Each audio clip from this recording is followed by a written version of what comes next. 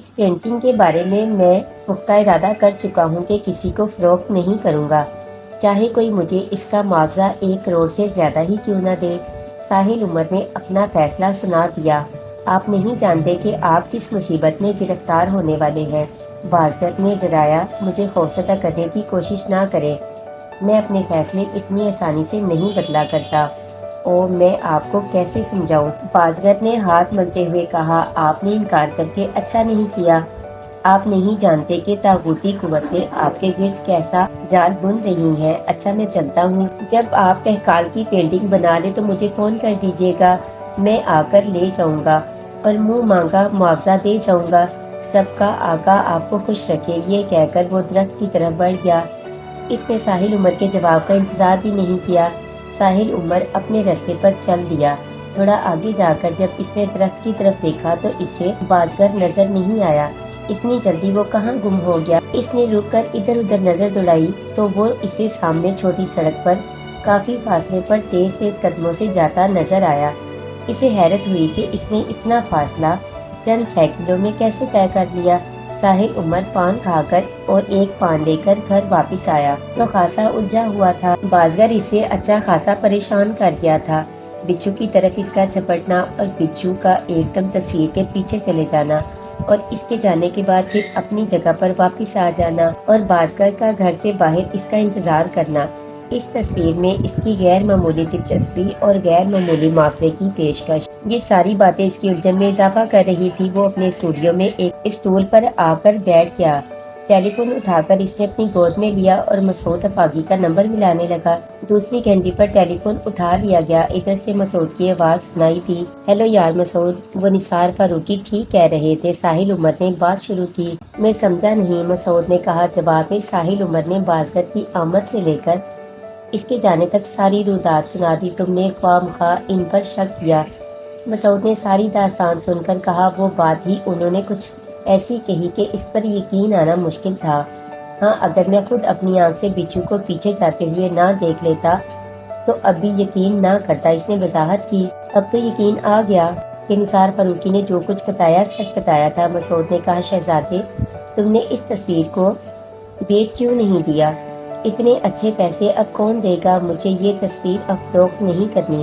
ساحل عمر نے دو ٹوک انداز میں کہا، یار اس تصویر کا گھر میں رکھنا ٹھیک نہیں، کہیں تمہیں کوئی نقصان نہ پہنچ جائے۔ مسعود افاقی نے اندیشہ ظاہر کیا، یہ بات میں اچھی طرح سمجھ گیا ہوں کہ اس تصویر میں کوئی اسرار ضرور ہے، انجانے میں مجھ سے کوئی انوکھا کام ہو گیا ہے، لیکن میں ڈرنے والوں میں سے نہیں ہوں، میں بچپن سے ہی اس طرح کی باتوں کا عادی ہوں۔ وہ چیتے کی شکل والی بلی پورا چیتا بن کر پہلے خوابوں میں نظر آئی تھی، اب بازگر اس کی تصویر بنانے کو دے گیا ہے۔ یار اس تصویر میں بڑی کشش ہے، میں اسے ضرور بناؤں گا۔ ساحل عمر نے اپنا خیال ظاہر کیا، بچپن والی بلی بڑی ہو کر چیتا بن کر تمہارے پاس پہنچ گئی، خوابوں والی کو تم نے خود ہی پینٹ کر لیا، اب وہ لمبی زبان والی رہ گئی ہے، میرا خیال ہے کہ وہ کہیں راستے میں ہی ہوگی۔ مسعود افاقی نے اسے یاد دلایا، او یار معاف کر دو، کس کا تذکرہ چھیڑ دیا، اس کا خیال آتے ہی جسم کا رونگٹا کھڑا ہو جاتا ہے۔ ساحل ایک جھرجھری لے کر بولا، کیا تم نے ناصر مرزا سے بات کی؟ مسعود نے پوچھا۔ نہیں تو یار ناصر سے بات کر لو، وہ ان معاملات کو خوب اچھی طرح سمجھتا ہے، اب فون پر کیا بات کروں، اس کے گھر تو جانا ہی ہے، وہیں اطمینان سے بات کریں گے۔ چلو ٹھیک ہے، بہرحال اپنا خیال رکھو، اماں سے کہنا کہ وہ تم پر پڑھ کر پھونک دیں، وہ پہلے ہی مجھ پر کیا کم جال پھونک رکھتی ہیں، اگر میں نے ان کو کچھ بتا دیا تو وہ ہر وقت پھونکے مارتی میرے پیچھے گھومے گی۔ یار اماں تم سے بہت محبت کرتی ہے، مجھے تو یوں محسوس ہوتا ہے جیسے ان کی جان تمہارے اندر ہے، اس میں کوئی شبہ نہیں۔ ساحل عمر نے تائید کی، آج کل وہ میری شادی کے چکر میں ہے، روز پیچھے پڑی رہتی ہیں، تو بھائی کر کیوں نہیں لیتے شادی؟ مسعود نے ہنس کر کہا، میری بیوی ان کے لیے ملک الموت ثابت ہوگی۔ ساحل عمر نے اندیشہ ظاہر کیا، تمہارا مطلب ہے وہ انہیں پریشان کرے گی؟ او نہیں یار، بڑی بھی میری شادی کے انتظار میں ہے، میری شادی ہوتے ہی یہ چل بسیں گی۔ ساحل عمر نے سنجیدگی سے کہا، یہ محض تمہارا خیال ہے، میں سمجھتا ہوں کہ تمہاری شادی ہونے کے بعد وہ بچے کا انتظار شروع کر دیں گی۔ مسعود افاقی نے ہنس کر کہا، ویسے یار تم شادی کرتے کیوں نہیں ہو؟ لڑکی کہاں ہے؟ تمہارے لیے لڑکیوں کی کیا کوئی کمی ہے؟ کہو تو کوئی ماڈل گرل تمہاری طرف بھیج دوں۔ شادی کے لیے مجھے انوکھی لڑکی چاہیے، مثلاً جس کی 8 آنکھیں ہوں، 8 پاؤں ہوں، 8 سر ہوں، 8 گز کی زبان ہو۔ اب تم بہکنے لگے۔ اچھا، اللہ حافظ۔ ساحل عمر نے اس کا جواب سنے بغیر ہی ٹیلی فون بند کر دیا۔ ٹیلی فون بند کر کے اس نے اپنی گود سے اٹھا کر نیچے رکھا تو اچانک ہی اس کی آنکھوں کے سامنے اس لمبی زبان والی کی شبیہ اس کے سامنے لہرا گئی۔ بچپن سے لڑکپن میں قدم رکھا تو ایک نئی مصیبت کو اپنے سامنے کھڑے پایا۔ بچپن میں ایک چیتے نما بلی نے اس کا پیچھا کیا، بمشکل اس سے جان چھوٹی۔ پھر جب وہ 15-16 سال کا ہوا تو ایک دن ایک نئی مصیبت نے اسے آ گھیرا۔ وہ ایک خاص دن تھا۔ اس دن مکمل سورج گرہن پڑنے والا تھا۔ دوپہر کا وقت تھا، 12 یا 12:30 بجے ہوں گے۔ ساحل عمر مکمل سورج گرہن کے شوق میں گھر سے باہر نکل آیا اور برآمدے میں کھڑے ہو کر ایک کالا شیشہ آنکھ پر رکھ کر سورج گرہن کا نظارہ کرنے لگا۔ اسی وقت کچھ ہوا، ایک دم اس کے جسم میں جھٹکا سا لگا۔ اس کے ہاتھ سے شیشہ چھوٹ گیا اور اس کا رخ بھی بدل گیا۔ شیشہ برآمدے کے فرش پر گر کر کچی کچی ہو گیا۔ اس کی سمجھ میں نہ آیا کہ اچانک اس کو کیا ہوا۔ ایک دم اس کی نظر سامنے اٹھی تو اسے اپنے جسم سے جان نکلتی ہوئی محسوس ہوئی۔ وہ سامنے آم کے درخت کے نیچے تھی، ایک دم کالی لال انگارہ آنکھیں، سفید چمکتے دانت اور ان دانتوں کے درمیان لٹکتی ہوئی ایک فٹ لمبی زبان۔ وہ بڑی تیزی سے کھڑی ہوئی اور اپنی سرخ زبان اندر باہر کر کے باہیں پھیلائے اور اسے اپنی طرف آنے کا اشارہ کیا۔ ساحل عمر سورج گرہن دیکھنا بھول گیا۔ وہ تیزی سے گھر کے اندر پہنچا اور اپنی ممی سے لپٹ گیا۔ ساحل عمر کی حالت دیکھی تو وہ پریشان ہو گئی۔ اس کا رنگ زرد ہو چکا تھا، آنکھیں وحشت سے پھٹی تھی اور پورا چہرہ پسینے میں بھیگا ہوا تھا۔ کیا ہوا میری جان؟ وہ پریشان ہو کر بولی۔ ممی، وہ اس نے بولا، لیکن اسے بولا نہ گیا تو اس نے باہر کی طرف اشارہ کیا۔ کیا ہے وہاں؟ آؤ میرے ساتھ۔ اس کی ماما اس کو اپنے ساتھ لگائے گھر سے باہر نکلی۔ برآمدے میں کھڑے ہو کر انہوں نے چاروں طرف نگاہ دوڑائی۔ اس وقت سورج مکمل گرہن میں آ چکا تھا، ایک دم اندھیرا چھا گیا تھا۔ سورج گرہن کے اثرات سے بچنے کے لیے وہ اسے فوراً واپس گھر میں لے آئیں۔ اس کے بیڈ روم میں آ کر ایئر کنڈیشنر کھول دیا اور اماں جو ساحل عمر کی حالت دیکھ کر پیچھے پیچھے آ گئی تھیں، انہیں ممی نے جوس لانے کو کہا۔ اس اثنا میں وہ ساحل عمر کو اپنے قریب کر کے اس کے سر پر ہاتھ پھیرتی رہیں۔ جب جوس وغیرہ پی کر اس کی حالت سدھری تو ممی نے اس سے پوچھا، بیٹا باہر تم نے کیا دیکھا تھا کہ اس قدر پریشان ہو گئے؟ ساحل عمر نے سارا واقعہ منوعن سنا دیا۔ اس اثنا میں سورج گرہن سے نکل آیا تھا، اب ہر سو روشنی پھیل چکی تھی۔ ممی اماں کو لے کر باہر نکلی۔ انہوں نے باہر لگا ہر درخت، ہر پتا چھان مارا، لیکن زبان والی کا کہیں پتہ نہ چلا۔ بات آئی گئی ہو گئی۔ چند دنوں کے بعد ساحل عمر سوتے میں ڈر گیا۔ آدھی رات کو اس کی چیخ سنائی دی۔ اس کے ممی پاپا دونوں اٹھ کر بھاگے۔ ساحل عمر سخت خوفزدہ ہو گیا تھا۔ اس نے خواب میں لمبی زبان والی کو دیکھا تھا جو اس کے بیڈ کے نزدیک کھڑی تھی۔ لمبی زبان باہر کو لٹکتی تھی۔ اس کے ہاتھ میں ایک بڑا سا چینی کا پیالہ تھا اور دوسرے ہاتھ میں ایک خنجر تھا۔ ساحل عمر کو ایسا محسوس ہوا جیسے وہ لمبی زبان والی خنجر سے اس کے جسم میں زخم لگا کر اس خالی پیالے کو اس کے خون سے بھرنا چاہتی ہو۔ اس کے بعد وہ اسے روزانہ نظر آنے لگی، کبھی خواب میں تو کبھی جاگتے میں۔ اس کے ہاتھ میں چینی کا بڑا سا سفید پیالہ ہوتا اور ایک ہاتھ میں خنجر، اور وہ اس کا خون نکالنے کے در پہ ہوتی۔ ایک عجیب پریشانی کا عالم تھا۔ مختلف عاملوں کو آزمایا گیا، جڑ پھونک ہوئی، تعویذ گھنٹے ہوئے۔ 8-9 مہینے کی کوششوں کے بعد کہیں جا کر اس لمبی زبان والی سے ساحل عمر کی جان چھوٹی۔ اس واقعہ کو گزرے ہوئے اگرچہ 10-11 سال ہو چکے تھے، لیکن اب بھی جب کبھی اس کا خیال آ جاتا تو ساحل عمر کے جسم کے رونگٹے کھڑے ہونے لگتے۔ کبھی کبھی اس کے دل میں خیال آتا کہ وہ اس منحوس شکل عورت کی تصویر بنائے، لیکن ایسا سوچ کر ہی وہ کانپ اٹھتا۔ کوئی چیز اندر سے اسے منع کرتی، خبردار اس کی تصویر ہرگز نہ بنانا ورنہ وہ گلے پڑ جائے گی۔ اس وقت بھی اس کے خیال نے اسے پریشان کر دیا تھا۔ اس نے اپنی تازہ بنائی ہوئی تصویر پر ایک نظر ڈالی۔ وہ بچھو اپنی تمام تر خطرناکی کے ساتھ اس حسین دلہن کی پیشانی پر موجود تھا۔ ساحل عمر نے کمرے سے نکلنے کے لیے لائٹ بجھائی تو اسی وقت ٹیلی فون کی گھنٹی بجی۔ ٹیلی فون کی گھنٹی کا اچانک بجنا، لائٹ کا بجھنا اور منحوس شکل عورت کا خیال۔ ساحل عمر ایک دم چونک اٹھا۔ ایک لمحے کو اس پر لرزہ سا طاری ہو گیا۔ وہ لائٹ آن کر کے واپس پلٹ۔ ٹیلی فون کی اب بھی گھنٹی بج رہی تھی۔ اس نے گھڑی پر نظر ڈالی، 11:05 ہو رہے تھے۔ وہ جان گیا کہ اس وقت کس کا ٹیلی فون آیا ہوگا۔ ریسیور اٹھا کر اس نے ایک گہرا سانس لیا اور دھیرے سے بولا، جی۔ ہائے رانجن، تمہارے اس جی پر 1000 بار قربان۔ اس قدر خوبصورت انداز میں جی کہتے ہو کہ بس جی چاہتا ہے کہ اڑ کر تمہارے پاس پہنچ جاؤں، تمہیں دیکھوں اور دیکھ کر جی اٹھوں۔ کہو سالگرہ کا تحفہ پسند آیا؟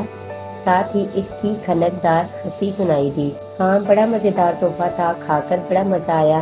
ایک بات پوچھوں؟ وہ بولا، جانتی ہوں کیا پوچھو گے، یہی نہ کہ مجھے تمہاری سالگرہ کا کیسے معلوم ہوا؟ ہاں، یہی پوچھنا چاہتا تھا۔ میں حیران ہوں کہ تمہیں میری تعریف کے داعش کا کیسے پتہ چلا۔ آدمی کو کسی بات کی جستجو ہو، سچی لگن ہو، تلاش میں خلوص ہو تو ہر آرزو پوری ہو جاتی ہے۔ میرے رانجن، تمہیں یاد نہیں کہ تم نے 3-4 سال پہلے اسی میگزین کو انٹرویو دیا تھا؟ اسی انٹرویو میں تم نے اپنی ڈیٹ آف برتھ بھی بتائی تھی۔ وہ پرانا رسالہ ایک دوست کے یہاں اچانک میرے سامنے آ گیا، بس میں نے وہاں سے تمہاری ڈیٹ آف برتھ نوٹ کر لی۔ یہ کہہ کر وہ اپنے مخصوص انداز میں ہنسی، پھر توقف کر کے بولی، میری ذہانت کے قائل ہو گئے نا؟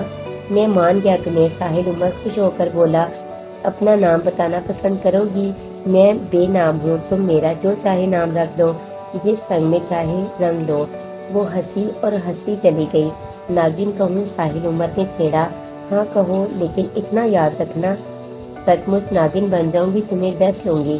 بڑے خطرناک ارادے ہیں۔ میرے ارادے واقعی خطرناک ہیں، جب ملو گے تو پتہ چلے گا۔ نام تک چھپاتی ہو اور بات کرتی ہو ملنے کی، کیا خوب چیز ہو۔ اس کے لہجے میں خفگی تھی۔ اے رانجن، ناراض کیوں ہوتے ہو؟ بتائے دیتی ہوں اپنا نام، میرا نام ورشا ہے، ورشا۔ وہ حیرت زدہ ہوا۔ ورشا ہو؟ کہاں کہاں برسی ہو؟ جہاں برستی ہوں کھیت کھلیان ایک کر دیتی ہوں، ہر چیز بہا لے جاتی ہوں، اجاڑ کر رکھ دیتی ہوں۔ اچانک اس کا لہجہ بدل گیا اور اس کے لہجے میں جانے ایسی کیا بات تھی کہ اس کے جسم میں سردی کی ایک لہر سی دوڑ گئی، گویا جنونی ہو۔ وہ سنبھل کر بولا، صحیح سمجھے، میں واقعی جنونی ہوں اور آج کل تمہارے جنون میں مبتلا ہوں۔ میں تم سے ملنا چاہتی ہوں، بولو ہم کب ملیں گے؟ اس نے بڑے پیار سے پوچھا۔ جب تم چاہو۔ یہ بات بلا ارادہ اس کے منہ سے نکل گئی۔ ٹھیک ہے پھر، میں کل آ رہی ہوں تمہارے پاس، میرا انتظار کرو۔ یہ کہہ کر اس نے فون بند کر دیا۔ دوسرے دن وہ عجب انداز سے اس کے سامنے آئی۔ دوپہر کے وقت اسے کوریئر سے ایک لفافہ ملا۔ لفافہ کھولا تو اس میں سے ایک تصویر نکلی۔ ایک لڑکی کیمرے کی طرف پیٹھ کیے بیٹھی، اس کے چست لباس میں پیٹھ پر ایک پان بنا ہوا تھا اور اس پان سے گوری جلد نظر آ رہی تھی۔ اس جلد پر جو چیز نظر آ رہی تھی اسے دیکھ کر وہ پتھر کا ہو گیا۔ پیٹھ پر جہاں پان بنا ہوا تھا اور جس سے اس کی گوری جلد جھلک رہی تھی، اس جلد پر ایک بچھو بنا ہوا تھا۔ جہاں بچھو بنا ہوا تھا وہاں کھال کا رنگ ہلکا براؤن سا تھا۔ بچھو کا منہ نیچے کی طرف تھا اور اس کا سائز اصل بچھو جیسا تھا۔ یوں محسوس ہوتا تھا جیسے کسی بلاک کے ذریعے جلد پر چھاپا گیا ہو۔ وہ لڑکی جو بھی تھی، اس کی صورت کیمرے کی طرف نہ تھی، اس کی تصویر کمر کے نیچے تک تھی۔ وہ شاید کسی میز یا اسٹول پر بیٹھی ہوئی تھی۔ بہت چست قمیض پہنے ہوئے تھی جو پسینے سے بھیگی ہوئی تھی۔ پسینے میں بھیگے ہونے کی وجہ سے قمیض جلد سے چپک گئی تھی۔ جہاں جہاں قمیض جلد سے چپک گئی تھی وہاں جلد صاف نظر آ رہی تھی۔ خمدار اور نازک کمر تھی۔ اس نے اپنے دونوں ہاتھ سر کی پشت پر رکھے ہوئے تھے۔ ہاتھوں کی انگلیاں ایک دوسرے میں پیوست تھی۔ نیل پالش لگے لمبے ناخن، خوبصورت مخروطی انگلیاں، ایک انگلی میں سرخ اور سفید رنگوں والے نگوں کی نازک سی انگوٹھی۔ وہ ایک انوکھی تصویر تھی۔ سب سے انوکھی بات پیٹھ پر بنا بچھو کا نشان تھا جسے دیکھ کر وہ ایک لمحے کو اپنا آپ بھول گیا تھا، پتھرا گیا تھا۔ یہ ایک ایسی تصویر تھی جو اس کی پینٹنگ کے لیے آئیڈیل تھی۔ یہ انہی تصویروں میں سے ایک تھی جنہیں دیکھ کر وہ بنانے کے لیے بے چین ہو جاتا تھا۔ اس تصویر کو دیکھ کر اس نے فیصلہ کر لیا کہ اسے ضرور پینٹ کرے گا۔ فی الحال تو اسے چیتے کی تصویر بنانی تھی جس کے لیے اس نے بازگر سے وعدہ کر لیا تھا۔ چیتے کی تصویر میں بظاہر کوئی انوکھا پن نہ تھا، لیکن وہ چیتا بذات خود انوکھا تھا۔ اس کا نام بھی کیا خوب تھا، تہکال۔ دوسرے دن سے اس نے چیتے کی پینٹنگ پر کام شروع کر دیا۔ بچھو اور دلہن والی تصویر اس نے اپنے اسٹوڈیو سے نکال لی اور اسے فریم کروا کر اپنے بیڈ روم میں لگا لی، ایسی جگہ کہ اگر وہ بیڈ پر لیٹا ہو تو تصویر عین اس کی نظروں کے سامنے ہو۔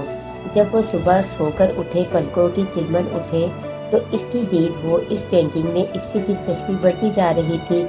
اسے عشق ہوتا جا رہا تھا اس تصویر سے، اس تصویر والی سے جو اس کے خوابوں میں دکھائی دیتی تھی۔ اس تصویر کو اس نے سینکڑوں تصویروں میں سے نکالا تھا جو شکل و صورت اسے خواب میں دیکھ کر اس کے ذہن میں رہ جاتی تھی۔ اس یادداشت کے سہارے اس نے سینکڑوں تصویریں دیکھ کر اس کا انتخاب کیا تھا۔ کہیں سے آنکھیں لی تھی، کہیں سے ناک لی تھی، کہیں سے ہونٹ چرائے تھے، کہیں سے چہرے کی گولائی لی تھی۔ پیشانی بھمیں، پلکیں، زلفیں، کان، گردن، کون سی ایسی چیز تھی جس پر اس نے غور نہیں کیا تھا؟ بظاہر یہ ایک خیالی تصویر تھی، لیکن اصل لڑکی بھی تو خیالی تھی، محض ایک تصویر۔ ساحل عمر نہیں جانتا تھا کہ وہ کون ہے، وہ اسے خوابوں میں نظر آتی تھی۔ یہ خواب بڑے واضح اور صاف ہوتے تھے۔ وہ لڑکی اسے مختلف انداز میں نظر آتی تھی۔ کبھی وہ اسے ایک پتھر پر بیٹھا ہوا دیکھتا ہے، پتھر پر اس کا سفید ریشمی لباس پھیلا ہوا تھا اور ساتھ ہی جھاگ اڑاتا تیز رفتار چشمہ بہہ رہا تھا۔ کبھی وہ پہاڑوں کے درمیان چھوٹے سے راستے پر دکھائی دیتی، سفید ریشمی لبادہ، جاتے جاتے وہ اچانک مڑ کر دیکھتی، اس کی جھیل جیسی آنکھوں میں ایک دم روشنی سی ہو جاتی، ہیرے سے جگمگا اٹھتے ہونٹوں پر جان لیوا مسکراہٹ پھیل جاتی، پھر وہ دیکھتے ہی دیکھتے پہاڑوں میں گم ہو جاتی۔ کبھی وہ اس لڑکی کو جھیل کنارے بیٹھا دیکھتا، وہ جھکی ہوئی جھیل کے پانی میں کچھ دیکھ رہی ہوتی، جیسے پانی میں اپنا عکس دیکھ رہی ہو، آئینہ دیکھ رہی ہو، اپنے حسن پر ناز کر رہی ہو۔ وہ لڑکی ہفتے دو ہفتے میں اس کے خوابوں میں ضرور آ جاتی تھی، لیکن جب اس نے یہ تصویر مکمل کی تھی تب سے وہ ایک بار بھی اسے نظر نہ آئی تھی۔ وہ نہیں جانتا تھا کہ ایسا کیوں ہوا تھا۔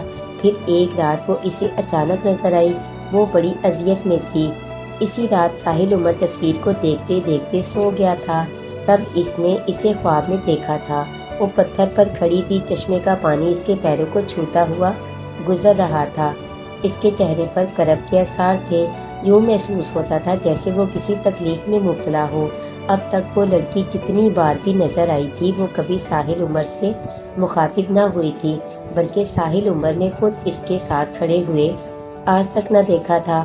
وہ اسے تنہا نظر آتی تھی، لیکن آج کے خواب میں وہ اکیلی نہ تھی۔ ساحل عمر بھی کہیں سے گھومتا گھومتا اس چشمے پر نکل آیا تھا اور اسے پتھر پر کھڑا دیکھ کر اس کے نزدیک چلا گیا تھا اور اس کے چہرے پر تکلیف کے آثار دیکھ کر اس سے پوچھا تھا، کیا ہوا تمہیں؟ مجھے نہیں معلوم کیا ہوا ہے، میں اتنا ضرور جانتی ہوں کہ جو کچھ ہوا وہ تمہاری وجہ سے ہوا ہے۔ آخر کیا کیا ہے میں نے؟ ساحل عمر فکر مند ہو کر بولا، مجھے کچھ بتاؤ تو۔ میرے جسم میں آگ سی لگی ہے، اسی لیے میں یہاں پتھر پر کھڑی ہوں، ٹھنڈا پانی میرے پیروں کو لگ رہا ہے، اس پانی کی وجہ سے مجھے سکون مل رہا ہے، لیکن یہ سکون عارضی ہے، چشمے سے باہر آؤں گی تو پھر وہ نیلی آگ مجھے اپنی لپیٹ میں لے لے گی۔ یہ تم نے کیا کر دیا؟ مجھے اس اذیت سے نجات دلاؤ، اس نے بڑے کر بھرے لہجے میں کہا۔ لیکن کیسے؟ مجھے بتاؤ، میں کیا کروں؟ میں تمہیں تکلیف میں دیکھ کر پریشان ہو گیا ہوں، مجھے نہیں معلوم یہ سب کیوں ہوا، لیکن اتنا ضرور جانتی ہوں کہ یہ آگ تم نے لگائی ہے۔ میں نے لگائی ہے تو میں اسے بجھا دوں گا، تم بتاؤ تو صحیح یہ آگ کیسے بجھے گی؟ مجھے نہیں معلوم، وہ اذیت سے بولی، جو کچھ کرنا ہے جلدی کرو، کہیں ایسا نہ ہو کہ یہ نیلی آگ میرے وجود کو پگھلا کر رکھ دے۔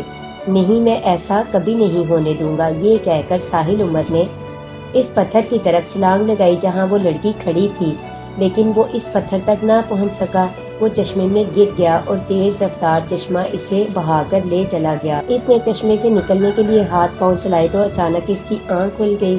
جب آنکھ کھلی تو اس نے خود کو اپنے کمرے میں پایا۔ کمرے میں اندھیرا تھا، وہ پسینے میں شرابور تھا، اس کا دل غیر معمولی رفتار سے دھڑک رہا تھا، اس پر ایک گھبراہٹ سی طاری تھی۔ ہاتھ بڑھا کر اس نے سائڈ ٹیبل پر رکھا ہوا ٹیبل لیمپ روشن کیا۔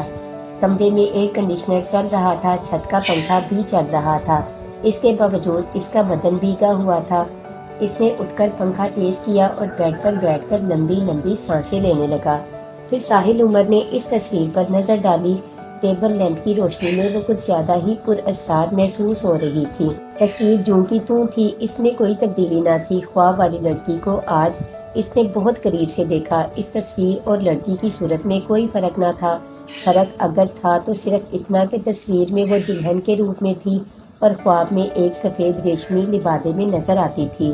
نین نقش یہی تھے، البتہ چہرے کے رنگ و روپ میں تھوڑا فرق تھا۔ وہ خواب میں اس لڑکی کو پریشان دیکھ کر خود بھی پریشان ہو گیا تھا۔ اس کی سمجھ میں نہیں آ رہا تھا کہ اس سے ایسی کیا غلطی سرزد ہوئی ہے کہ وہ اذیت میں مبتلا ہوگی۔ یہ بات بھی اس کی سمجھ میں نہیں آئی تھی کہ اس کا اس لڑکی سے کیا رابطہ تھا۔ اب تک ساحل عمر نے اسے تنہا دیکھا تھا، مختلف انداز میں، مختلف جگہوں پر۔ اس طرح خواب میں کسی اجنبی لڑکی کا دکھائی دینا کوئی ایسا پریشان کن مسئلہ نہ تھا۔ بہت سے لوگوں کو ایک ہی خواب ایک ہی انداز میں برسوں دکھائی دیتا رہتا ہے، لیکن خواب میں پہلی بار خود کو اس لڑکی کے ساتھ دیکھنا اور اس طرح بات کرنا جیسے وہ ایک دوسرے کو برسوں سے جانتے ہوں، پھر اس کا اذیت میں مبتلا ہونا اور یہ بتانا کہ یہ اذیت اس کی وجہ سے اسے ملی ہے۔ کوئی نیلی آگ اسے جلا رہی ہے، آگ تو سرخی مائل پیلی ہوتی ہے، یہ نیلی آگ کہاں سے آ گئی؟ اس سے آخر ایسی کیا غلطی سرزد ہوئی؟ اگر کوئی غلطی ہوئی بھی تو وہ اس سے کس طرح متاثر ہو گئی؟ یہ بات سمجھ میں نہ آنے والی تھی۔ ساحل عمر کمرے کا دروازہ کھول کر لاؤنج میں پہنچا۔ اسے پیاس لگ رہی تھی۔ فریج سے ٹھنڈی بوتل نکال کر 2 گلاس ٹھنڈا پانی پیا۔ ایک نظر اماں کے کمرے کی طرف ڈالی۔ ان کے کمرے کی لائٹ جلی ہوئی تھی۔ اس وقت 2 بجے کا عمل تھا، وہ شاید تہجد کی نماز کے لیے اٹھی ہوں۔ وہ جلدی سے پانی پی کر اپنے کمرے میں آ گیا۔ اگر انہوں نے اسے اتنی رات کے اپنے کمرے سے باہر دیکھ لیا تو سوال جواب کا سلسلہ شروع ہو جائے گا، اور اس وقت وہ کسی بھی طرح کے سوال و جواب کے موڈ میں نہ تھا۔ کمرے میں آ کر اس نے ٹیبل لیمپ بجھا کر ٹیوب لائٹ جلائی اور یوں ہی بے خیالی میں ٹہلنے لگا۔ اس کا دماغ اس مسئلے کو حل کرنے میں لگا ہوا تھا۔ یہ بھی تو ہو سکتا ہے کہ محض خواب ہو، حقیقت سے اس کا کوئی تعلق نہ ہو، لیکن اس بات پر اس کا یقین کرنے کو جی نہیں جا رہا تھا۔ اس لڑکی کا کربناک چہرہ، نیلی آگ کا ذکر، اس تکلیف کا اسے الزام ٹھہرانا، سب سچ معلوم ہو رہا تھا، لیکن اب مسئلہ یہ تھا کہ وہ اس بات کا کس طرح پتہ چلائے جس کی وجہ سے لڑکی کرب میں مبتلا ہوئی ہے۔ یہ سوچتے سوچتے وہ اس تصویر کے سامنے ٹھہر گیا۔ اس تصویر کو غور سے دیکھنے لگا۔ اس کی نظر اس کی پیشانی پر بنے بچھو پر تھی۔ تب اسے اچانک بازگر یاد آیا اور وہ اس بچھو کو دیکھ کر کیسا طیش میں آ گیا تھا۔ وہ بے اختیار اس بچھو پر جھپٹا۔ اس نے 1-2 اجنبی نام بھی لیے تھے۔ اس نے دیکھا تھا کہ وہ بچھو دوڑ کر تصویر کے پیچھے چلا گیا تھا اور باوجود کوشش کے مل نہیں سکا تھا۔ وہ اب سمجھ میں آیا اس سے کتنی بڑی غلطی سرزد ہوئی ہے۔ اس نے اس لڑکی کی پیشانی پر ٹیکا بنانے کی بجائے بچھو بٹھا دیا۔ تصویر انوکھی ضرور ہو گئی، لیکن وہ بچھو لڑکی کی اذیت کا باعث بن گیا۔ اس خیال نے آہستہ آہستہ یقین کی صورت اختیار کر لی۔ اس کا دل مطمئن ہوتا چلا گیا۔ صبح اٹھتے ہی سب سے پہلا کام اس نے یہ کیا کہ فریم سے تصویر نکال کر اپنے اسٹوڈیو میں جا کر بورڈ پر لگایا اور ٹیپوں سے مختلف رنگ نکال کر پلیٹ میں رکھے اور برش اٹھا کر مختلف رنگوں کی آمیزش کرنے لگا۔ اس نے فیصلہ کر لیا تھا کہ کیا کرنا ہے، اگرچہ اس نے یہ بچھو بڑی محنت سے بنایا تھا اور وہ اس کی توقع سے کہیں اچھا بن گیا تھا، بڑا زبردست، بہت جاندار، لیکن اس بچھو کو صفحہ ہستی سے مٹائے بغیر چارہ نہ تھا۔ اس بچھو کو کسی کے پیشانی کا ٹیکا بنا کر اس نے بہت زیادتی کی تھی۔ وہ نازک سی لڑکی اگر اس بچھو کو اپنی پیشانی پر محسوس کر کے کسی کرب میں مبتلا تھی تو وہ حق پر تھی۔ ہماری ناک پر اگر مکھی بھی بیٹھ جائے تو ہم کیسے بے چین ہو جاتے ہیں۔ برش پر رنگ لگا کر وہ بچھو کو مٹانے لگا۔ اس نے طے کر لیا تھا کہ وہ اس بچھو کو مٹا کر اس کی جگہ ایک خوبصورت ٹیکا بنائے گا، تب اس دلہن کی کچھ اور ہی شان نکل آئے گی۔ ابھی اس نے اسٹروک لگانے کے لیے برش بچھو کے نزدیک کیا ہی تھا کہ اسے فوراً اپنا ہاتھ پیچھے کر لینا پڑا۔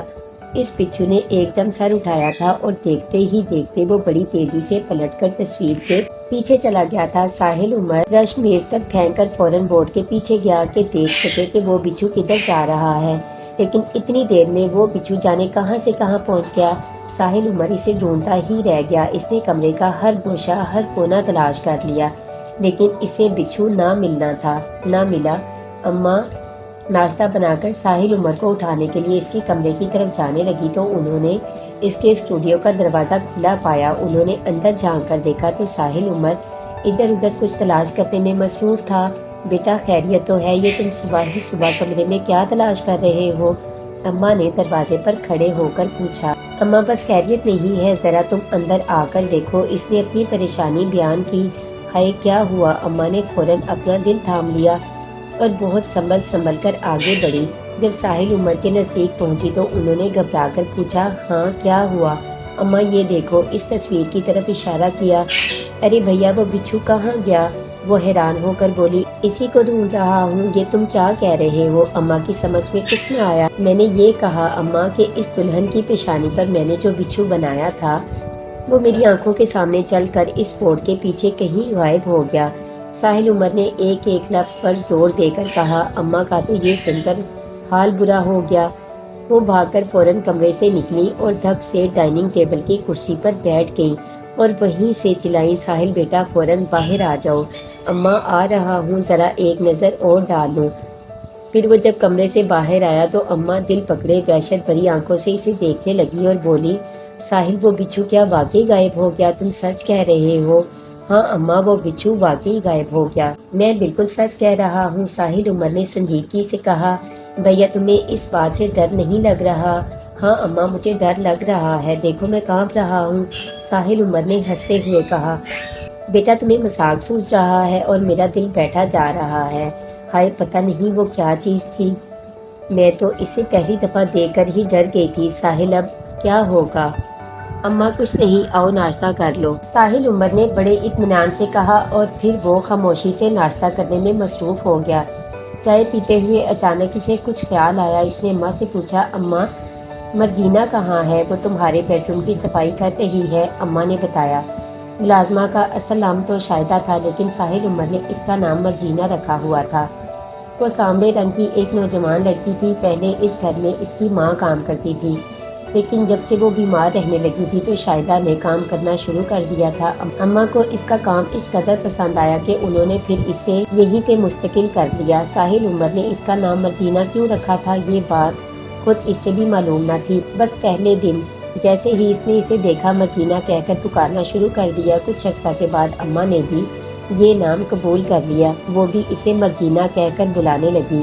وہ شاہدہ اس نئے نام پر خوش خوش دوڑی آتی۔ اماں ذرا اسے بلا کر میرے اسٹوڈیو کی صفائی کرواؤ، ساحل عمر نے کہا۔ اچھا بلاتی ہوں، اماں یہ کہہ کر اٹھنے لگیں۔ پر ایک بات سنو اماں، اس سے کوئی کہانی سنانے نہ بیٹھ جانا ورنہ وہ کمرے میں گھسے گی بھی نہیں۔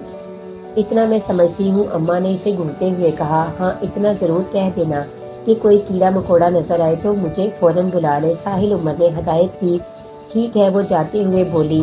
مرجینہ نے ساحل عمر کے اسٹوڈیو کی ایک ایک چیز صاف کر دی لیکن اسے لال بل کے سوا وہاں کوئی کیڑا دکھائی نہ دیا۔ ساحل عمر نے بچھو کی جگہ پر کر کے اس کی پیشانی پر ٹیکا بنا دیا۔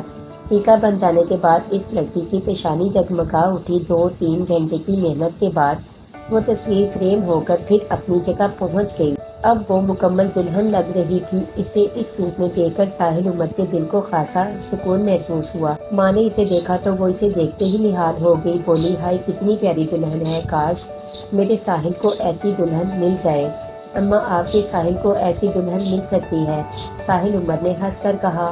کہاں، جلدی بتاؤ، میں آج ہی اس کے پاس جاتی ہوں۔ اماں رات کا انتظار کر لو، وہ بڑی سنجیدگی سے بولا۔ رات کو کیا ہوگا؟ اماں نے حیران ہو کر پوچھا۔ رات کو یہ ہوگا اماں کہ وہ آپ کے خواب میں آ جائے گی، پھر اس سے پتہ پوچھ لینا۔ تم کبھی سنجیدہ نہیں ہوگے۔ ساحل کو تنگ آ کر اٹھی اور اس کے کمرے سے نکل گئی۔ وہ بھی ان کے ساتھ ہی باہر نکلا لیکن اس نے انہیں نہیں روکا، وہ کچن کی طرف چلی گئی۔ ساحل عمر کو بیٹھے بیٹھے ایک خیال آیا تھا، وہ اس خیال کی تصدیق کر لینا چاہتا تھا۔ وہ اپنے اسٹوڈیو میں داخل ہوا، اس نے انگریزی کا وہ رسالہ اٹھا لیا جس میں بچھو والے ریفرنس کی کٹنگ رکھی تھی۔ اس نے صفحات الٹ کر وہ ریفرنس نکال لیا۔ جب اس نے ریفرنس پر نظر ڈالی تو حیرت کا جھٹکا لگا۔ ریفرنس میں ہر چیز موجود تھی، وہ زنانہ ہاتھ بھی موجود تھا اور ہاتھ کے پس منظر میں جو کچھ تھا وہ بھی موجود تھا۔ اگر کوئی چیز نہیں تھی تو وہ تھا بچھو۔ اس عورت کا ہاتھ جوں کا توں پھیلا ہوا تھا لیکن ہاتھ سے بچھو غائب تھا۔ یہ کیا ہوا؟ وہ پریشان ہو کر اسٹول پر بیٹھ گیا۔ اس کی نظریں ریفرنس پر تھی۔ اس عورت کے ہاتھ پر کسی قسم کا نشان نہ تھا، پینٹنگ پر بچھو کا نشان رہ گیا تھا، اس ریفرنس پر کسی قسم کی خراش تک موجود نہ تھی۔ یہ ناقابل یقین بات تھی، لیکن جو کچھ ہوا تھا اس کی نظروں کے سامنے ہوا تھا۔ اس میں کسی قسم کے شبہ یا وہم کی گنجائش نہ تھی۔ وہ بچھو اس کی پینٹنگ سے غائب ہوا تھا اور اس نے خود اپنی آنکھوں سے تصویر کے پیچھے جاتے ہوئے دیکھا تھا، اور اب وہ اصل تصویر سے بھی غائب تھا۔ آخر وہ کیا چیز تھا؟ اس کا جواب اس کے پاس نہ تھا، اس کا جواب کسی کے پاس بھی نہ تھا۔ رات کو 10 بجے کے قریب وہ ٹہلنے کے لیے نکلا، چورنگی تک گیا، وہاں پان والے سے 2 پان خریدے اور پھر واپس گھر کی طرف چل دیا۔ جب وہ اس درخت کے نزدیک پہنچا جس کی اوٹ سے نکل کر اچانک بازگر اس کے سامنے آ گیا تھا، تو اس نے درخت کی طرف باغور دیکھا۔ وہاں کچھ نہ تھا۔ بازگر جاتے ہوئے ایک ٹیلی فون نمبر دے گیا تھا اور ہدایت کر گیا تھا کہ تصویر تیار ہو جانے کے بعد وہ اس نمبر پر اسے فون کر دے۔ وہ بھی بڑا عجیب اور پراسرار شخص تھا۔ اس نے اس سے پہلے کبھی اس شخص کو نہیں دیکھا تھا، لیکن وہ اسے بہت اچھی طرح جانتا تھا۔ وہ بغیر پریشانی کے اس کے گھر پہنچ گیا تھا۔ چیتے کی تصویر پر اگرچہ اس کا کام شروع کر دیا تھا کہ دل میں وسوسوں نے جنم لینا شروع کر دیا تھا، ویسے اس تصویر پر کام کرتے ہوئے کسی قسم کی کوئی پریشانی نہیں ہوئی تھی۔ گھر پہنچ کر کپڑے تبدیل کیے اور ڈیک پر ایک کیسٹ لگا کر اطمینان سے بیڈ پر لیٹ گیا۔ کچھ دیر کے بعد ٹیلی فون کی گھنٹی بجی۔ گھنٹی کی آواز سن کر اس نے دیوار گھڑی پر نظر ڈالی۔ 11:05 ہو رہے تھے۔ یہ یقیناً ورشا کا فون ہے۔ جب اس نے اپنی تصویر بھیجی تھی اس کے بعد اس کا کوئی فون نہیں آیا تھا، جبکہ ساحل عمر اسی رات اس کے فون کی توقع کر رہا تھا۔ ریسیور اٹھانے سے پہلے اس نے ڈیک کی آواز خاصی دھیمی کر دی، پھر ریسیور اٹھا کر بڑی چاہت سے بولا، جی کہو رنجن کیسے ہو؟ ادھر سے ورشا کی کھنکتی ہوئی آواز سنائی دی۔ اتنے دن کے بعد کیوں فون کیا؟ ساحل عمر نے شکوہ کیا۔ او تو تمہیں اب میرے فون کا انتظار رہنے لگا ہے؟ وہ معنی خیز انداز میں ہنسی۔ رنجن خیریت تو ہے؟ جی اللہ کے فضل و کرم سے خیریت سے ہوں، اور آپ کی خیریت نیک مطلوب چاہتا ہوں۔ جواب میں وہ زور سے ہنس دی۔ اس کی ہنسی میں، اس کی آواز میں ایک عجیب قسم کی کشش تھی، ایسی کشش جسے الفاظ میں بیان نہیں کیا جا سکتا تھا، صرف محسوس کیا جا سکتا تھا۔ کہو میں کیسی لگی؟ وہ بڑے مترنم انداز میں گویا ہوئی۔ وہ تم کہاں تھی؟ وہ تو تمہاری تصویر تھی۔ ساحل عمر نے وضاحت کی۔ چلو تصویر کے بارے میں ہی بتا دو۔ بہت زبردست، جس فوٹوگرافر نے بھی بنائی خوب بنائی، میں چاہتی ہوں کہ اب تم اسے بناؤ۔ فرمائش ہوئی، بنا دوں گا۔ ساحل عمر نے فوراً وعدہ کر دیا۔ میں آج کل ایک پینٹنگ پر کام کر رہا ہوں، وہ مکمل ہو جائے تو پھر اسے بنا دوں گا۔ کس کی پینٹنگ ہے؟ اس نے پوچھا۔ جب مکمل ہو جائے گی تو تمہیں بتا دوں گا، آ کر دیکھ جانا، اس نے سادگی سے کہا۔ ہائے رنجن، مجھ سے ملنے کی خواہش ظاہر کی بھی تو کس انداز میں؟ ملنا نہیں چاہتی؟ اس نے پوچھا۔ کس کافر کو انکار ہے؟ اس نے بڑے پیار بھرے لہجے میں کہا۔ میرا بس چلے تو ابھی تم تک پہنچ جاؤں، اب ایسی بھی کیا بے قراری؟ ساحل عمر ہنسا۔ تمہیں چین ہے؟ اس نے ایک عجیب سوال کیا۔ نہیں، ساحل عمر نے کہا، پھر بولا، ورشا ایک بات پوچھوں؟ ہاں پوچھو۔ میرے بارے میں ایک بات نہیں، 1000 باتیں پوچھو، اتنا پوچھو کہ میں نہ رہوں۔ میں تو جانے کب سے ایسے شخص کو تلاش کر رہی ہوں جو مجھے پوچھے، جو مجھے پوجے۔ وہ عجیب انداز میں گویا ہوئی۔ تمہاری پیٹھ پر وہ نشان کیسا ہے؟ بالکل بچھو لگتا ہے۔ اس نے پوچھا۔ لگتا کیا ہے، وہ ہے ہی بچھو۔ یہ نشان میری پیٹھ پر پیدائشی ہے، ورشا نے بتایا۔ کیا بچھوؤں کے خاندان سے ہو؟ یہی سمجھ لو، ذرا میرے ڈنگ سے بچے رہنا۔ وہ ہنسی۔ میں تمہیں کب دیکھوں گا؟ اس نے اس کی بات کو نظر انداز کر کے سوال کیا۔ کل ہی، اس نے فوراً ہی فیصلہ سنا دیا۔ کہاں اور کیسے؟ ساحل عمر نے خوش ہو کر پوچھا۔ کل طاہرہ زیدی کی تصویروں کی نمائش کا افتتاح ہو رہا ہے، میں وہاں آؤں گی، تم بھی آ جانا۔ اس نے پروگرام بتایا۔ میں عام طور پر اس طرح کی نمائشوں میں نہیں جاتا، لیکن تمہارے لیے آؤں گا۔ وقت اور آرٹ گیلری کا بتاؤ۔ ورشا نے آرٹ گیلری کا نام اور وقت بتا دیا۔ لیکن میں تمہیں پہچانوں گا کیسے؟ ساحل عمر نے کہا۔ میں نے صرف تمہاری تصویر دیکھی ہے، اور وہ بھی پشت سے۔ میں تمہیں پہچانوں گی، تم پریشان نہ ہو، ویسے تم بھی مجھے پہچان لوگے، میں کالی ساڑی میں ہوں گی۔ ٹھیک ہے، پھر کل ملاقات ہوگی۔ یہ کہہ کر اس نے ٹیلی فون بند کر دیا۔ یہ اس کی بڑی عجیب بات تھی، وہ اچانک ہی ٹیلی فون بند کر دیتی تھی، دوسری طرف سے ہونے والے سوال جواب کی پرواہ نہیں کرتی تھی۔ بہرحال ساحل عمر ملاقات طے ہو جانے پر بہت خوش تھا۔ اس نے بڑی ہوشیاری سے ریسیور سیٹ پر رکھا اور ریموٹ کنٹرول اٹھا کر ڈیک کی آواز ایک دم اونچی کر دی۔ پھر اسے خیال آیا کہ کہیں اماں نماز یا اور وظائف میں مصروف نہ ہوں، اس نے آواز دھیمی کر دی اور اطمینان سے بیڈ پر لیٹ کر سوچنے لگا کہ ورشا کیسی ہوگی۔ ورشا کو اس نے نہیں دیکھا تھا، محض اس کی آواز سنی تھی، اور صرف آواز سن کر کسی کی شکل و صورت کا اندازہ لگانا مشکل ہوتا ہے۔ اگرچہ بعد میں اس نے اپنی ایک تصویر ارسال کی تھی، اس تصویر سے بھی اس کی صورت کا اندازہ ناممکن تھا، کیونکہ اس تصویر میں سر اور پیٹھ نمایاں تھے۔ اس نے سوچا کہیں ایسا تو نہیں کہ ورشا شکل و صورت کی معمولی ہو یا بدصورت ہو، تبھی اس نے سامنے کی تصویر نہیں بھیجی۔ ویسے وہ تصویر اپنے انداز کی وجہ سے منفرد تھی، اور اس میں وہ جتنی نظر آ رہی تھی دل فریب تھی۔ وہ خود کیسی تھی، اس راز کے کھلنے میں اب زیادہ دیر نہیں تھی، کل معلوم ہو جانا تھا۔ میوزک سنتے سنتے اسے نیند آنے لگی، اور اس نے ریموٹ کے ذریعے ٹیک آف کر دیا اور سو گیا۔ نیند گہری ہوئی تو خوابوں کی دنیا روشن ہو گئی، اور ایک انتہائی پرفضا مقام تھا۔ نیلا صاف آسمان، برف پوش پہاڑ، اونچے اونچے درخت، سرسبز شاداب علاقہ، بہتا ہوا شفاف پانی۔ وہ ایک پتھر پر بیٹھی دریا کے پانی سے کھیل رہی تھی۔ وہ بہت خوش نظر آ رہی تھی، اور اتنی خوش تھی کہ وہ دریا کا پانی کسی پر اچھال رہی تھی۔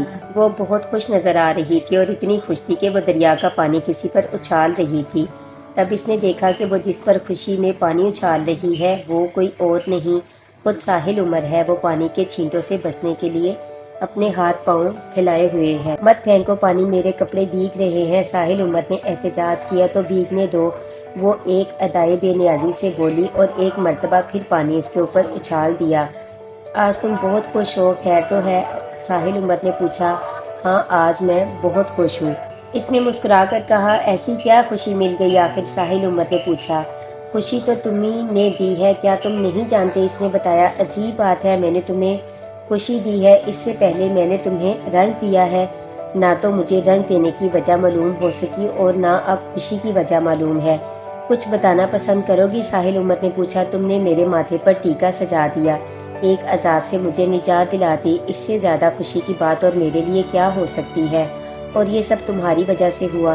اس کا مطلب ہے کہ میرا اندازہ صحیح تھا، اس بچھو نے تمہیں پریشان کیا ہوا تھا۔ ہاں اور کیا، لیکن میں اسے مٹا نہ سکا، وہ فرار ہو گیا۔ ساحل عمر کے لہجے میں پچھتاوا تھا۔ ساحل عمر کے لہجے میں پچھتاوا تھا۔ کاش تم اسے مار دیتے، وہ بولی۔ وہ میرے ہاتھ لگتا جب نہ، میں نے تو اسے فنا کرنے کے لیے برش اٹھا لیا تھا۔ وہ بہت خطرناک ہے، اس کے لہجے میں خوف تھا۔ وہ گیا کدھر؟ ساحل عمر نے پوچھا۔ میں نہیں جانتی، بس اتنا جانتی ہوں کہ اب وہ تمہیں کہیں نظر آئے تو اس سے دور ہو جانا۔ اسے مار کیوں نہ دوں؟ اس نے پوچھا۔ تم اسے نہیں مار سکتے، کاش تم اسے مار سکتے۔ اس نے عجیب بات کہی۔ وہ ہے کیا بھلا؟ ساحل عمر نے سوال کیا۔ وہ آؤر ہے، اس نے بتایا۔ یہ اس کا نام ہے؟ ساحل عمر نے پوچھا۔ ہاں، یہ اس خبیث کا نام ہے، وہ ایک شیطان کا بیٹا ہے۔ تم کیا ہو؟ ساحل عمر نے براہ راست سوال کیا۔ میں رشا ملوک ہوں، اس نے اپنا نام بتایا۔ رشا ملوک، اس نے حیرت سے دہرایا۔ یہ نام میرا سنا ہوا ہے۔ او ہاں، یاد آیا، تمہارا وہ بچھو، تمہارا اور بچھو کا نام بازگر نے لیا تھا۔ کیا تم بازگر کو جانتی ہو؟ او تو تہکال تم تک پہنچ گیا۔ اس کے لہجے میں کس قدر خوشی تھی۔ وہ چیتے کی تصویر؟ ساحل عمر نے پوچھا۔ ہاں، اسے جتنا جلد ممکن ہو سکے بنا دو، وہ بڑی خوبیوں کا مالک ہے، وہ میرا محافظ ہے، وہ تمہاری بھی حفاظت کرے گا۔ اس کی تصویر جلد از جلد مکمل کر لو، وقت قریب آ رہا ہے۔ کیسا وقت؟ ایک خوشگوار وقت، ایک روشن لمحہ۔ یہ کہہ کر اس نے پیچھے مڑ کر دیکھا اور پتھر پر کھڑی ہو گئی، پھر بولی۔ وہ مجھے لینے آیا ہے، میں جا رہی ہوں۔ میری ایک بات دھیان سے سن لو، اپنا خیال رکھنا، کسی کے فریب میں مت آ جانا۔ تب اچانک ایک بادل کا ٹکڑا کہیں سے نمودار ہوا، وہ اس گہرے بادل میں چھپ گئی۔ ایک لمحے بعد وہاں کچھ بھی نہ رہا، خالی پتھر رہ گیا، بادل اسے اڑا کر لے جا چکا تھا۔ پھر ایک دم منظر بدل گیا۔ ساحل عمر نے دیکھا کہ ایک بہت بڑا بچھو ایک پتھر سے اتر کر اس کی طرف بڑھ رہا ہے۔ اس بچھو کا سائز ایک بڑے کچھوے کے برابر تھا۔ وہ اسے دیکھ کر خوفزدہ ہو گیا۔ وہ پلٹ کر بھاگا تو ایک پتھر سے اس کا پیر پھسل گیا۔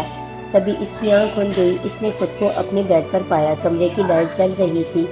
اسے یاد آیا کہ اس پر نیند کا اس قدر غلبہ تھا کہ وہ ایک جگ بند کرتے ہی کروٹ بدل کر سو گیا تھا۔ اس کا دل زور زور سے دھڑک رہا تھا۔ وہ اٹھ کر باتھ روم گیا، پھر اس نے ٹھنڈا پانی پیا اور لائٹ بجھا کر دوبارہ لیٹ گیا۔ اس خواب کو دیکھ کر جہاں وہ خوف میں مبتلا ہوا تھا، وہاں اسے اطمینان بھی تھا کہ رشا ملوک اس کی وجہ سے جس اذیت میں مبتلا تھی، اب وہ پریشانی دور ہو گئی تھی۔ اسے یہ بھی خوشی تھی کہ اس نے اس کی پریشانی کا صحیح اندازہ لگا لیا تھا۔ اسی سرشاری میں اسے دوبارہ بہت جلد نیند آ گئی۔ شام کو وہ وقت مقرر پر ورشا کے بتائے ہوئے مقام پر پہنچ گیا۔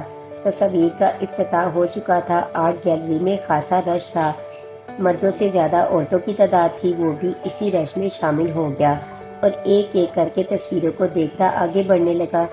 تصویر کے ساتھ ساتھ وہ اپنے دائیں بائیں بھی ایک نظر ڈال لیتا تھا، شاید کوئی کالی ساڑی والی نظر آ جائے۔ ایک تصویر کو دیکھتے ہوئے اس کے کانوں میں ورشا کا نام پڑا۔ اس نے بڑی بے نیازی سے پیچھے مڑ کر دیکھا۔ دو لڑکے محو گفتگو تھے، اگرچہ دھیمے لہجے میں بات کر رہے تھے، لیکن وہ ساحل عمر کے اتنے نزدیک تھے کہ ساری بات اس کی سمجھ میں آ رہی تھی۔ تم نے دیکھا یہاں ورشا آئی ہوئی ہے؟ لہجے میں بڑی دلچسپی تھی۔ کہاں ہے وہ قیامت؟ دوسرا بے قرار ہو کر بولا، میں نے ابھی اسے طاہرہ زیدی کے ساتھ دیکھا تھا۔ پہلے والے لڑکے نے بتایا، کیا غضب کی لڑکی ہے یار، میرا جی چاہتا ہے اس کا مجسمہ بناؤں۔ دوسرا لڑکا بولا، ہاں بنا سکتے ہو مگر خواب میں۔ اس بات پر دونوں ہنستے ہوئے آگے بڑھ گئے۔ ان لڑکوں کے آگے بڑھ جانے کے بعد اس نے ذرا پیچھے ہٹ کر حال میں نظر ڈالی۔ وہ جہاں تک دیکھ سکتا تھا اس نے دیکھا، مگری سے کالی ساڑی میں کوئی لڑکی نظر نہیں آئی۔ وہ پھر تصویریں دیکھنے میں لگ گیا۔ اب آخری 2-4 تصویریں رہ گئی تھی۔ ورشا ابھی تک اس کے سامنے نہیں آئی تھی۔ جبکہ اس کی موجودگی کے بارے میں ان لڑکوں کی زبانی سن چکا تھا۔